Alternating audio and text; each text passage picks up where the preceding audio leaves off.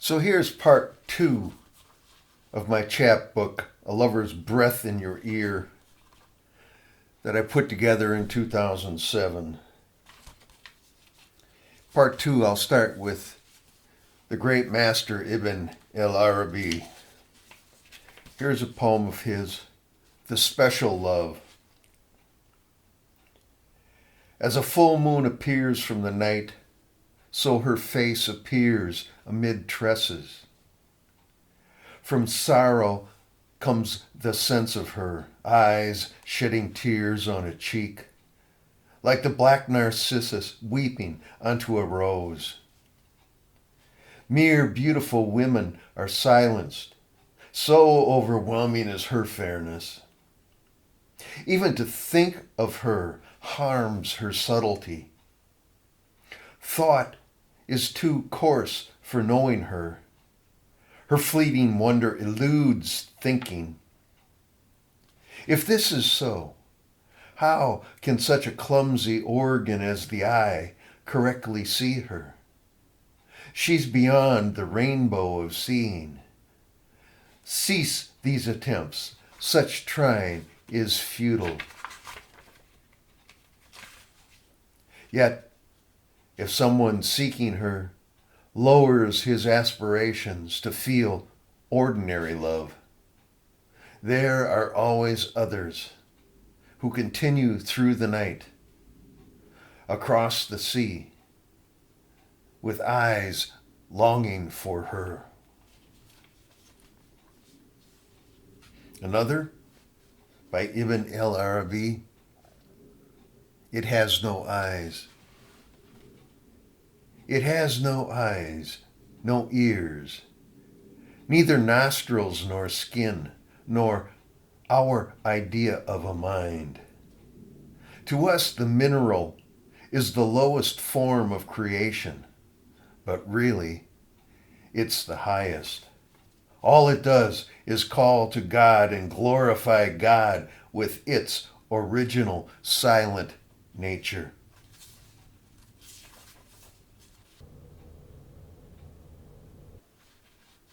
Perfect harmony. 1.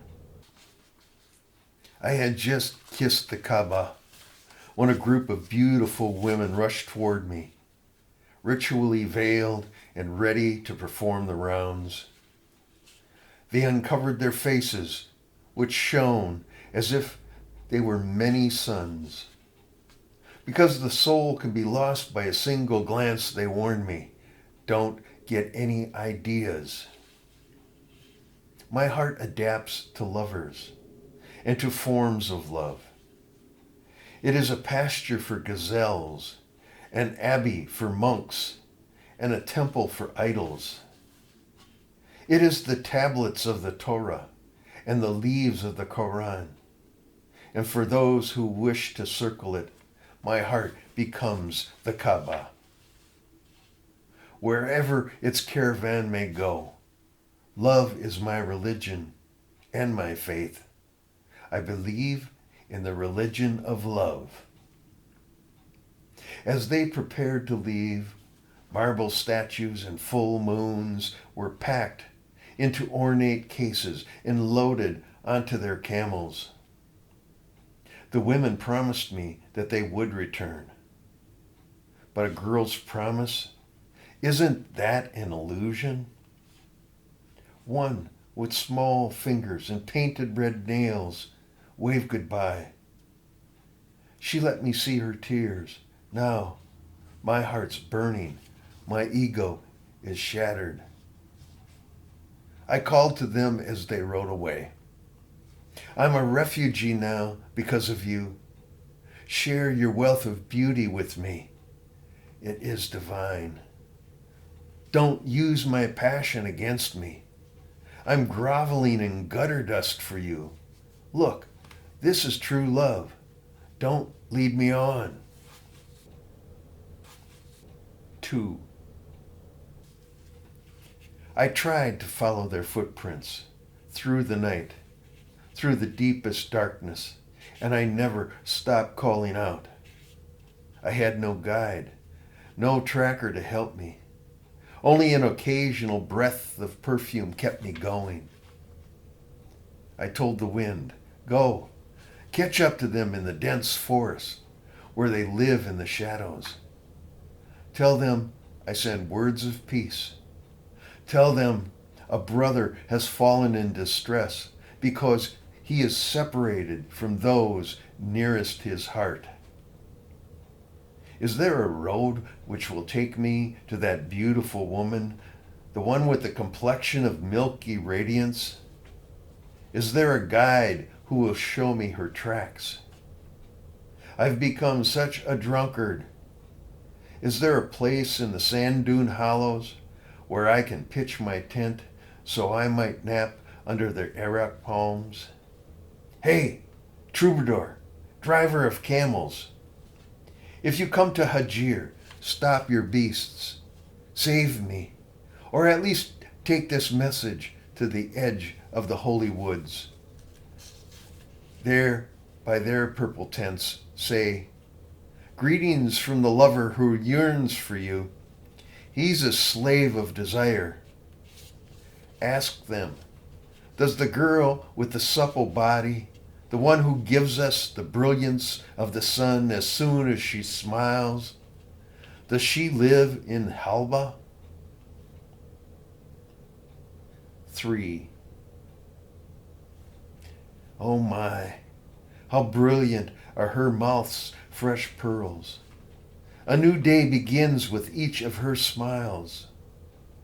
When she takes down her hair, night appears, black, thick, and impenetrable. Yet when she blushes, her cheeks set the red dawn glowing again. Little wind, slight breath of wind, tell the antelope at Nejd that I will keep my commitment and not give up. Little wind, tell the noble girl to meet me in the deep woods on Saturday, at dawn on the red hills of Nejd. Tell her to cross the foothills, to follow the right side of the brook, and continue in the direction of the lonely landmark. If it's true that she feels for me the same obsessive desire that I feel for her, then we will meet in secret.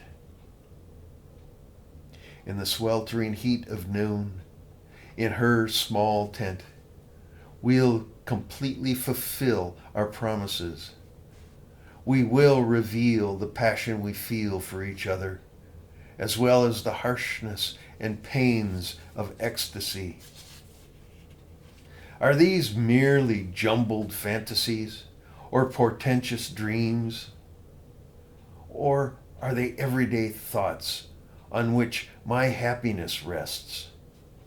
Gardens everywhere would allow me to pluck their roses if, as some say, it's actually possible to get what one desires. 4. When we said goodbye, you would have thought we were a double letter, 2 S's in union. Even if we are made up of a double nature, our glances see only one unified being. Because I'm absent from my love, desire kills my soul. Meeting her doesn't cure me. Desire persists in her absence and presence. Meeting her has produced in me something I had not imagined. The cure is as bad as the illness. This is ecstasy. I see a being whose beauty increases every time I meet her. I cannot escape this ecstasy. Its beauty intensifies to the point of perfect harmony.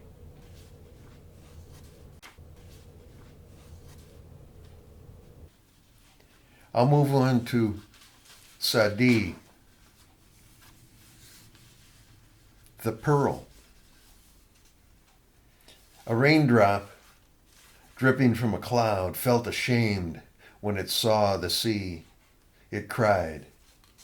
Who am I where there is a sea? When it saw itself with a humbled eye, a shell embraced it and nurtured it to beauty as a pearl of the sea. The sword of your anger. If the sword of your anger slays me, my soul will be pleased. If you force me to drink poison, my spirit will empty the cup. When I rise from my tomb on Judgment Day, your love's perfume will be the weave of my soul's garment. Even if you have refused me your love, I have your image in my mind, and that vision has heard all of my secrets.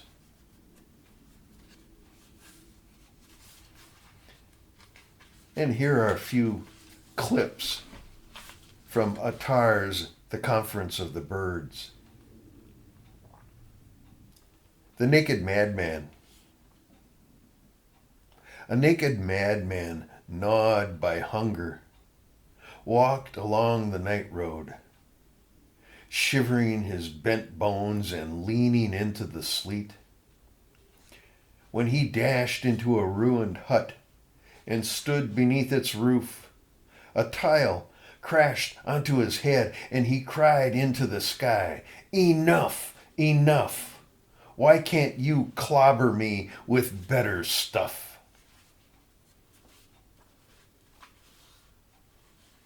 Only God's enough. If it's paradise you pray for, you can be sure you've lost your way. Your thoughts see hell's despair and heaven's wondrous courts. Forget these, and stage by stage glory's light will emerge from the darkest night. The seeker doesn't long for paradise. Only God's enough. And here's each atom is a Jacob. Remember Yusuf of Hamadan's words?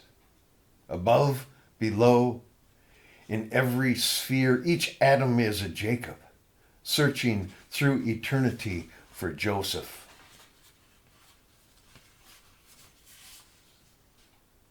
Two foxes delighted. Two foxes met, and so delighted in each other, they couldn't leave the other's sight. When the king came hunting and parted them on the plains, she yelped, "Where can we meet again?" As he reached their hole, he barked back, "At the furrier's, hanging together as a stole."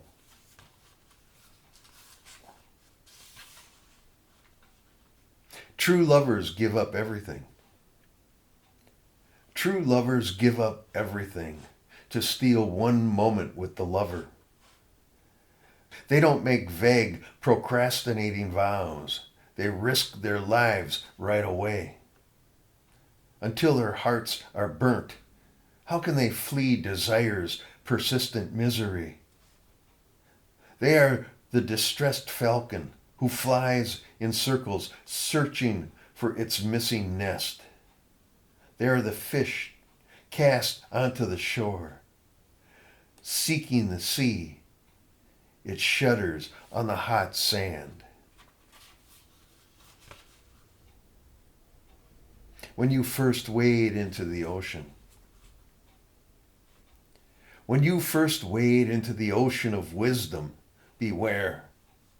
Waves of doubt will crash over you, and a riptide of ego will pull you deeper. You know how it is. First, you'll be praying at the Kaaba. Then, you'll be weeping in some seedy whorehouse. If you can lift your head from these whirlpools, tranquility will replace your dread. If you can't, your head will feel like an enormous millstone dropped into the sea. Even the slightest current will twist you around as you sink toward the bottom's darkness. When the bowl is struck,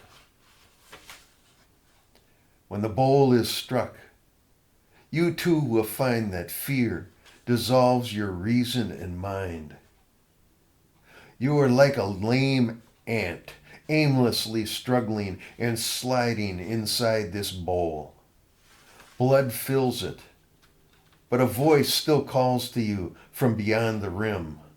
Rise now and fly to him. And here's a poem by Bakr al-Turtushi. Maybe I'll hear your name. Every night I scan the sky, looking for the star you wish upon. I question people who come from all ends of the earth, hoping to meet you. I question people who come from all ends of the earth, hoping to meet one who has known your scent. When the wind blows, I make sure I face it. It might be carrying your cry, your howl or laughter. I wander aimlessly over roads and alleyways. Maybe I'll hear your name. Secretly, I study every face I see, hoping against all hope to catch a glimpse of a trace of your beauty.